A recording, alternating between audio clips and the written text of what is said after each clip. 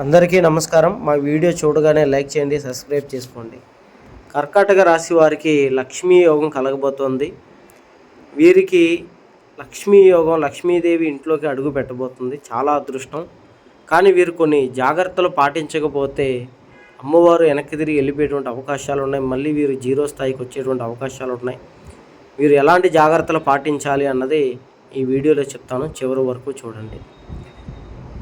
భార్యాభర్తల గొడవలు, ప్రేమించుకున్న వాళ్ళు విడిపోయిన, స్త్రీ వశీకరణ, చాతబడి నివారణ, సంతానం కలగకపోవటం, పెళ్లి జరగకపోవటం, మానసిక ఎటువంటి సమస్యలకైనా గురువుగారు మీ సమస్యకి పరిష్కారం చూపిస్తారు, జ్యోతిష్యం చెప్తారు. కిందన్న నెంబర్కి ఫోన్ చేసి మీ సమస్యల పరిష్కారాన్ని తెలుసుకోండి. కర్కాటక రాశి వారికి ప్రతి 10 ఏళ్ళకి వచ్చేటువంటి మహర్దశ ఈ కర్కాటక రాశి వారికి ఈ సమయంలో రాబోతోంది. అయితే ఈ కర్కాటక రాశి వారికి గత కొంతకాలంగా లక్ష్మీ యోగం లేక అప్పులు పాలవుతూ, సంపాదించే సంపాదనలో కూడా ఇబ్బందులు పడుతూ, వారి జీవితంలో కూడా కొంత అప్పులు పాలైపోయి మానసికంగా అనుకున్న పనులు జరగక అన్ని రకాలుగా వీరు వ్యాపార రంగాల్లో కూడా బాధపడుతూ ఉన్నారు.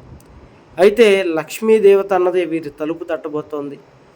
వీరికి ఇక నుంచి అన్నీ మంచి జరిగేటువంటి అవకాశాలు ఉన్నాయి. వీరికి వ్యాపారాలు బాగా కలిసి వస్తాయి, బిజినెస్లు బాగా రన్ అవుతాయి. కొత్తగా వ్యాపారాలు పెట్టుకోవాలనుకున్న వాళ్ళు కూడా మంచి విజయాలు చూస్తారు.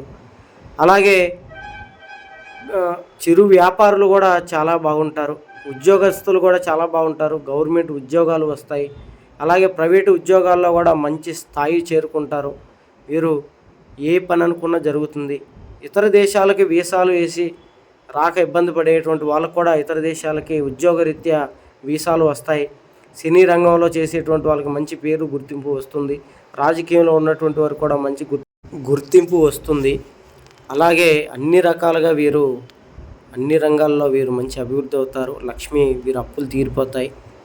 రావాల్సినటువంటి మొండి బకాయిలు కూడా వీరికి వసూలు అవుతాయి. కోర్టు కేసులు గెలవటం, డబ్బు పరమైనటువంటి అన్ని రకాల వీరు విజయం సాధిస్తారు. కాకపోతే వీరి విషయాల్లో చూసుకుంటే వీరి యొక్క ఎదుగుదలను చూసి ఓర్వలేక వీరి యొక్క శత్రువులు చెడు ప్రయోగాలు చేస్తూ ఉంటారు.